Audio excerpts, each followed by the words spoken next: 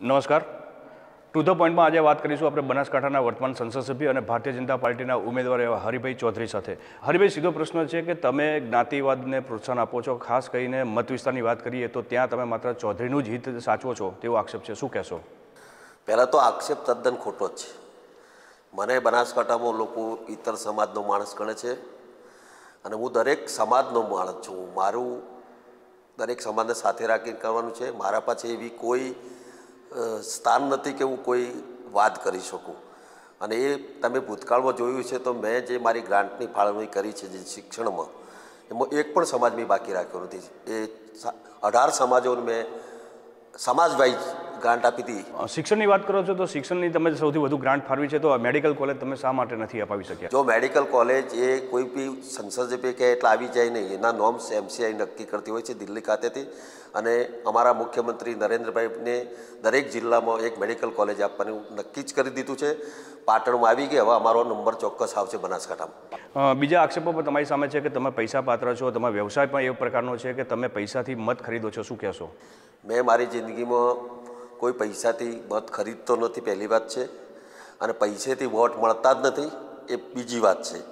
હું તો મારા કામગીરી અને મને તો વોટ મળે છે સરળતાના, પ્રામાણિકતાના, વિધાઉટ એપોઇન્ટમેન્ટ લોકો મને મળી શકે છે.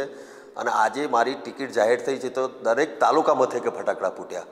અને એક વ્યક્તિ એમ કે હરિભાઈ સામે ભ્રષ્ટાચારનો એક આક્ષેપ હોય કે કોઈના 100 રૂપિયા લીધા હોય તો 1 લાખનું ઇનામ મેં રાખેલું છે.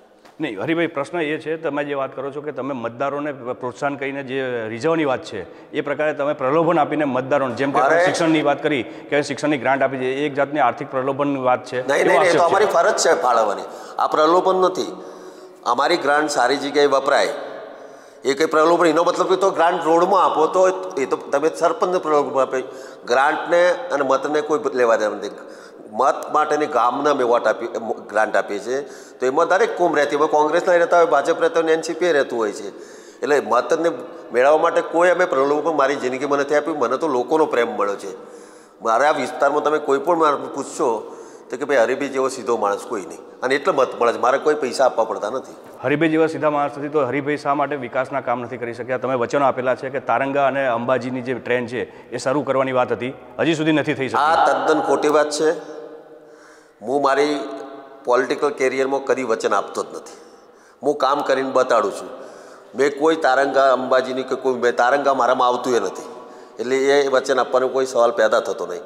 હું જે કામ રેલવેના કર્યા છે ને એટલા આજ સુધી કોઈ સંસદ સભ્ય કર્યા નથી. મેં રેલવે ઓવરબ્રિજ પાલનપુરનો બનાવ્યો, કોમ્પ્યુટર સ્ટેશન બનાવ્યું, પાલનપુરથી ગાંધીધામની 300 કરોડની બ્રોડગેજ બનાવી, મેં 5 થી 10 ફાટક ખોલાવી દીધી. એટલે મેં જે કામ કર્યું ને હમણાં પણ માનસરોવર ફાટકમાં 13 કરોડના ખર્ચે અંડરબ્રિજ બનાવવાનું ચાલુ થઈ જશે, એનું ટેન્ડરિંગ થઈ જશે. એટલે રેલવે બાબતમાં કોઈ કહેતું હોય તો મારા સમયગાળામાં 98 થી 2004માં મેં કામ કર્યું છે, એટલું કોઈ સંસદ સભ્ય કર્યું નથી. છેલ્લા 9 વર્ષથી તો હું હતો નહીં, હવે તો મને 5 મહિના મળ્યા. એટલે કોઈ વચન હું આપતો જ નથી, હું કામ કરીને બતાડું.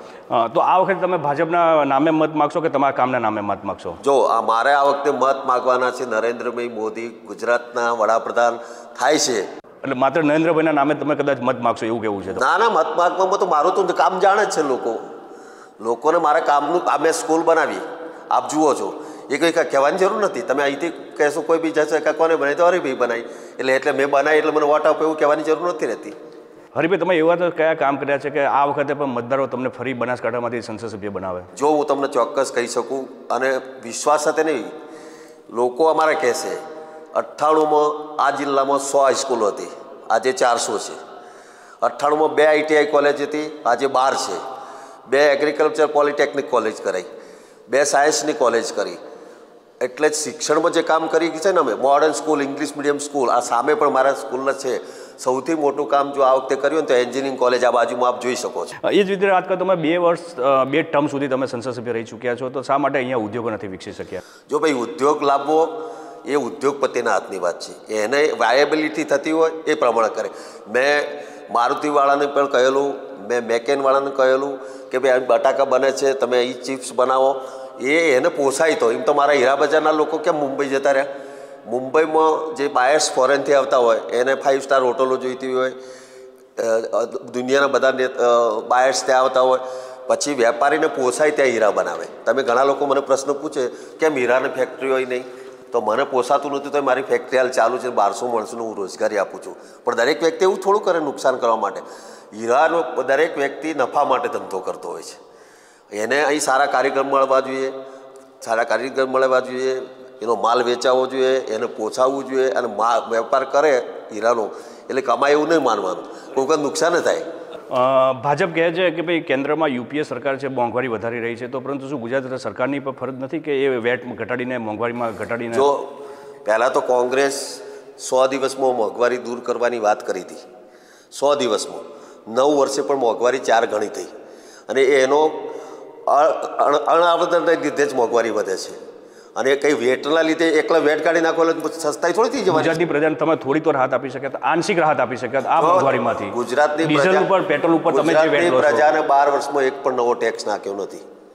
એક પણ નવો ટેક્સ આજ ગુજરાત સરકાર નાખ્યો. વીજળી મોંઘી થઈ છે બીજા પ્રદેશો. વીજળી તો જો વીજળી મોંઘી થઈ વાત કરો તો તમે કોલસાનો ભાવ વધી ગયા, ટ્રાન્સપોર્ટેશન વધી ગયું, અત્યારે ડીઝલના ભાવ વધી ગયા. એ જ કહેવા માંગુ છું, ડીઝલનો ભાવ વધી ગયો. ગુજરાતની અંદર કદાચ વેટ ઘટાડી દીધો કદાચ સસ્તું ના એટલે ₹1 ડીઝલ અમે વેટમાં ઘટાડો, ₹20 1 લીટર પેટ્રોલમાંથી ₹20. સમજો કેન્દ્રની સરકાર દર અઠવાડિયે 50 પૈસા વધારે જાય, એ કોનો દોષ છે?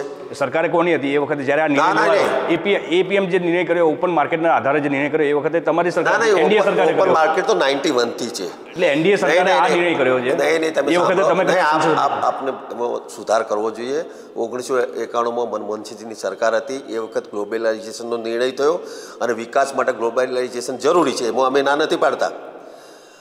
પણ પેટ્રોલના ભાવ વધે કે ઘટે દરરોજ, હવે એને નવું કેન્દ્ર સરકાર ચાલુ કર્યું, 25 પૈસા વધારે 50 પૈસા લોકોના ગજવામાંથી સાચવીને પૈસા ખેરવી લે છે. એટલે મોંઘવારી વધારવાની તમામ જવાબદારી કોંગ્રેસની, કેન્દ્ર સરકારની છે અને ભ્રષ્ટાચારના લીધે પણ મોંઘવારી વધી છે. લાખો કરોડના ભ્રષ્ટાચાર કોંગ્રેસે કર્યા છે. તમે ભ્રષ્ટાચારની વાત કરો છો તો આપના અરવિંદ કેજરીવાલ પણ અહીંયા આવી ગયા અને કોંગ્રેસમાં કહે છે કે ગુજરાતમાં પણ વ્યાપક ભ્રષ્ટાચાર છે, એના માટે શું કહેશો? કેજરીવાલ ખાલી એક દિવસ ગુજરાતમાં ફરે અને આખી ગુજરાતની માહિતી એને મળી ગઈ. મને ખબર છે પાલનપુરમાં આવ્યા ને તો ખાલી એક જણાનો ઓટો મારીને એક જણાએ કાગળ આપ્યું એટલે એના ઉપરથી એને જઈ ગયું. એને એક પણ પર્ટિક્યુલર વસ્તુ કહી નથી. 16 પ્રશ્નો પૂછ્યા છે, તમારા મુખ્યમંત્રીને પૂછ્યા છે, તેના જવાબ હજી નથી આપતા. સાંભળો, એ કોઈ બી માણસ પ્રશ્ન પૂછે એનો જવાબ અમારે આપી દેવાનો સરકારની જવાબદારી. ના 16 પ્રશ્નો જે આક્ષેપો કરે છે એ આક્ષેપો કેજરીવાલ કોણ છે કે જવાબ આપવાનો? કેજરીવાલ આમ આદમી પાર્ટી બીજા પૂછે, આમ આદમી પાર્ટીના જે છે 16 પ્રશ્નો જે એમણે પૂછ્યા છે, નથી ભાજપ આપતા કે નથી નરેન્દ્રભાઈ મોદી આપતા જવાબ. મારી એક જ વાત છે કે કોઈ બી પાર્ટી બનાવી દે અને એને અમારે જવાબ આપવાનો. કોઈ બી એને કાલ પાર્ટી બનાવેલા અમારે જવાબ આપવાનો. કેજરીવાલ કોણ? એને સત્તામાં 49 દિવસ રહ્યો, એને કામ કરવું પડે. કે હું તો એમ જ માનું છું કે ટીવી ઉપર જ રહે છે, કામ ક્યારે કરે છે? આખો દિવસ ટીવી પર છે તો કામ ક્યારે કરે છે? ખાલી કોંગ્રેસનો હાથો બની ગયો છે, કોંગ્રેસના પૈસે તે ફરે છે. નરેન્દ્રભાઈ 2 જગ્યાથી લડી રહ્યા છે. કેવી રીતે હેલિકોપ્ટરમાં ફરે છે? એ પોતે કહેતો તો હું સાદાઈથી રહીશ, સાયકલ ઉપર ફરીશ, કેમ નથી ફરતા? હેલિકોપ્ટરમાં ફર્યા. હેલિકોપ્ટરનો આક્ષેપ કર્યો છે કે ભાઈ અદાણી અને ટાટા રિલાયન્સના વિમાનમાં નરેન્દ્રભાઈ દોડ કરે છે, ઉડાવડ કરે છે.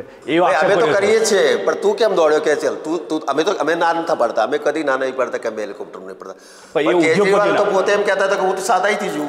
ઉદ્યોગપતિના વિમાન અને ચાર્ટર પણ એકના વિમાનમાં ફરે છે તો કહો. અને પહેલી તો વાત કહું, એમનો સવાલના જવાબ અમારા આવવાની કોઈ જરૂર નથી. આવી તો 42 પાર્ટી છે, એ પ્રશ્નો પૂછાય છે અને એમાં સમય વ્યતીત નહીં કરતા. અમે લોકોના પ્રજાના પ્રશ્નો અને વિકાસના કામમાં અમારો સમય વિતાય. નરેન્દ્રભાઈ 2 બેઠક ઉપરથી લડી રહ્યા છે, વડોદરા અને વારાણસી. શું રાજકારણમાં આ યોગ્ય ગણો છો તમે? હા, એમાં તો કંઈ વાંધો નથી, કારણ કે અમારે 2 સંદેશા પહોંચાડવા છે. એક આખા ભારતનું નેતૃત્વ કરતો વ્યક્તિ ગમે ત્યાં ચૂંટણી લડીને એની તાકાત છે બતાડી છે. કે બીજું અમારા 6 કરોડ ગુજરાતીઓના હૃદય સમ્રાટ છે. તો ગુજરાતના લોકોને પણ લાગે કે અમારા વડાપ્રધાન ઉપર અમારે ત્યાંથી લડે છે, એટલે એમાં કશું ખોટું નથી. 6 કરોડ જે કાયદા પ્રમાણે 2 સીટ ઉપર લડી શકાય અને એમાં કશું ખોટું નથી. તમે કહો છો 6 કરોડ ગુજરાતીઓના હૃદય સમ્રાટ છે, તો જીતી જાય પછી તમે એમને વારાણસી બેઠક ઉપરથી રાજીનામું આપતા રોકશો કે વડોદરા બેઠક ઉપરથી રાજીનામું? મારે નિર્ણય કરવો. 6 કરોડના ગુજરાતીના તમે પ્રતિનિધિ, એમાંથી કેટલાક બનાસકાંઠાનો પણ તમારા હૃદય સમ્રાટોમાં વસે છે, એના મતદારો વતી તમે શું કહેશો? તો ભાઈ આ પ્રશ્ન મારા માટે નથી, આ પ્રશ્ન અમારા રાષ્ટ્રીય નેતૃત્વનું છે અને અમારું રાષ્ટ્રીય નેતૃત્વ જે નિર્ણય કરે એ અમારા બધાના માટે માન્ય હોય છે.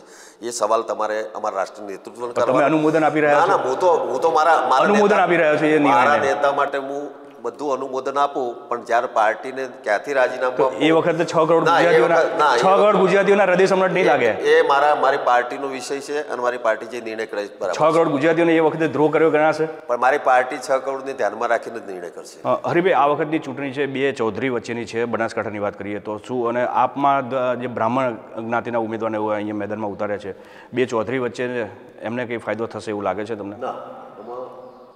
ગુજરાતની પ્રજા હંમેશા બે પક્ષમાં માનવાવાળી છે. આજ સુધીના ઇતિહાસમાં આપણે જોયું છે કોઈ પણ ત્રીજો પક્ષ માટે ગુજરાતની પ્રજા તૈયાર નથી. એ કાં તો ભાજપ પસંદ કરે કાં તો કોંગ્રેસ પસંદ કરે. એટલે હું આવું કોઈ જોતો નથી. અને મને તો વિશ્વાસ છે કે મને હમણાં જ હું 6 મહિના પહેલાં જ ચૂંટણી લડ્યો છું. હું દરેક સમાજ સામે ચૂંટણી લડેલો છું. ઇતર સમાજ સામે લડ્યો છું, ગઢવી સાહેબ સામે હું લડ્યો છું, હરીશવી ચાવડા સામે પણ લડ્યો હતો. એટલે ઇતર સમાજ કે સમાજ ઉપર નથી, લોકો ભારતીય જનતા પાર્ટી, નરેન્દ્રભાઈ અને મારા સરળ સ્વભાવના લીધે લોકોએ મને આ વખતે પણ લોકોએ કીધું કે હરિભાઈ સાહેબને ટિકિટ આપો. અને અમારી ખાસ તો નરેન્દ્રભાઈ વડાપ્રધાન બને છે ને એના લીધે મને તો વિશ્વાસ છે કે આ સીટ મારા જેટલા મતોથી હું જીતો તેના કરતાં પણ વધુ મત આવશે. કેટલા અંદાજ કેટલો તમે મૂકો છો આ વખતની ચૂંટણીમાં? અંદાજ જો આમાં અંદાજ ના મૂકી શકાય કે આટલા, કારણ કે સ્થાનિક આ વખતની ચૂંટણીમાં સ્થાનિકનો મુદ્દો બહુ મહત્વનો રહેશે. તમારા પ્રતિસ્પર્ધી છે એ પણ સ્થાનિક છે, તમે પણ સ્થાનિક છો, પણ તમારા ભૂતકાળની ચૂંટણીઓમાં તમને બહારગામના વતની કહેવામાં આવતા. મારા સામે 5 ચૂંટણી સ્થાનિક ઉમેદવારો જ લડ્યા છે. તમારા માટે એવું કહેવાતું હતું કે તમે હવે બનાસકાંઠા છોડી દીધું છે, પાલનપુર છોડી દીધું છે, અને આ ચૂંટણીના મુખ્ય મુદ્દા હતા, એના કારણે તમને કદાચ બે વખત તમારે હાર સહન કરવી પડી. શું કહેશો? મારી હાર થવાનું કોઈ કારણ હોય તો અખાત્રીજનો દિવસ હતો, અમારા સમાજનો લગ્નગાળો હતો. બે ચૂંટણીમાં જે વોટિંગ પહેલી ચૂંટણીમાં 70% થયું હતું, બીજી ચૂંટણીમાં 52% થયું, ત્રીજી ચૂંટણી જે હું હાર્યો 6000 વોટથી, એટલે એક ગામમાં 2 વોટ જ ખૂટ્યા. અને એ વખતે ફક્ત 46% વોટિંગ થયું. મતદાન ઓછું થવાના કારણે મારી હાર થઈ હતી, નહીં કે કોઈ નહીં. અને મારા આમાં તો સ્થાનિક ઉમેદવાર પાલનપુરના જ હતા. આ વખતે વિકાસના કયા કામ કરવા માંગો છો તમે? કદાચ જો ચૂંટણી ના આવો તો કયા વિકાસના કામ? મારી એક ઈચ્છા છે કે એક તો સાયન્સ કોલેજો વધારે બનાવવાની, કારણ કે હવે સાયન્સનો ક્રેઝ આવ્યો. એ તો તમે કહ્યું કે સાયન્સ કોલેજની વાત છે, તો સાયન્સ કોલેજ અને મેડિકલ કોલેજ વધારે દરેક. જો પહેલાં 2 આઈટીઆઈ હતી, અત્યારે અમે 12 કરી. જરૂરિયાત ભાઈ 12 આઈટીઆઈ છે તો ટેકનિકલમાં કૌશલ્યવર્ધન થશે. એ રીતે જેમ જેમ ક્રેઝ આવે, પહેલાં આર્ટ્સ અને કોમર્સનો હતો, લોકો આર્ટ્સ કોલેજ કરતા હતા. હવે લોકો ટેકનોલોજીમાં જવું પડે તો સાયન્સની જરૂર પડે. પહેલાં મારે ત્યાં સાયન્સમાં એક છોકરો નહોતો આવતો, અત્યારે મારે ત્યાં 80 છોકરા છે.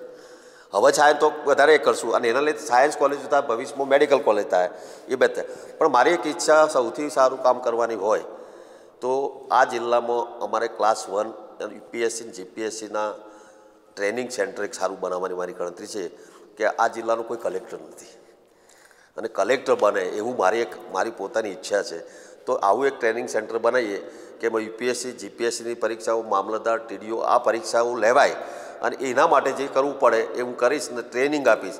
જે છોકરાને ડૉક્ટર નથી થવું, જે છોકરાને એન્જિનિયર થવું, એવા 70-75% છોકરાને ટ્રેનિંગ આપવાની. આ પરીક્ષા મળીને જે કરવું પડે કરે, પણ એ આ જ પરીક્ષા આપે જીપીએસસી યુપીએસસી, અને એમાંની ક્લાસ 1 આવે તો કાલે આઈપીએસ બની શકે, આઈએસ બની શકે, મામલતદાર બની શકે, ટીડીઓ બની. આ મારી અભિલાષા છે. આ તો ગુજરાત સરકારની પણ યોજનાઓ છે, શા માટે તમે એનો લાભ નથી લેતા? નહીં, જો વિદ્યાર્થીઓને બહાર જવું પડે, જો પહેલાં એન્જિનિયરિંગ કોલેજ અમદાવાદ હતી અને પાલનપુરથી ફાયદો થાય તો હું પાલનપુરમાં કરું. હું તો મારા જિલ્લાની હાલ વાત કરું છું. હું જ્યાંથી પ્રતિનિધિત્વ કરું છું એમાંની 2-4 છોકરા આવે તો સારું રહે ને. ત્યાંના પ્રતિનિધિની વાત કરો તો ત્યાંના પ્રતિનિધિઓ, તમે જેનું પ્રતિનિધિત્વ કરો છો એ જિલ્લાના મેડિકલ કોલેજની ફરી પાછા આપણે મુદ્દા ઉપર આવીએ તો મેડિકલ કોલેજ નથી, તે લોકોને પાટણ જવું પડે છે, મહેસાણા જવું પડે છે. આપણે કહું છું ને, દરેક તમારો પ્રયાસ શું? જો ભાઈ એક વસ્તુ કહું, તમે એમ કહો છો કે એક દિવસે બધું થઈ જાય, તો કોંગ્રેસ પાછળ 66 વર્ષ તો એને કાંઈ ન કર્યું, તમે કહો 2 વર્ષમાં બધું કરી નાખો. અમારા જિલ્લામાં જે ગણો એ હું સાંસદ સભ્ય તરીકે અમે એક વખત 91 એક વખત આવું આવે, બાકી તમામે લગભગ કોને આ 6 અને 5 11 66 56 વર્ષ સુધી કોંગ્રેસના નેતાઓના અહીંયા સરકારનું ઉપર હતું.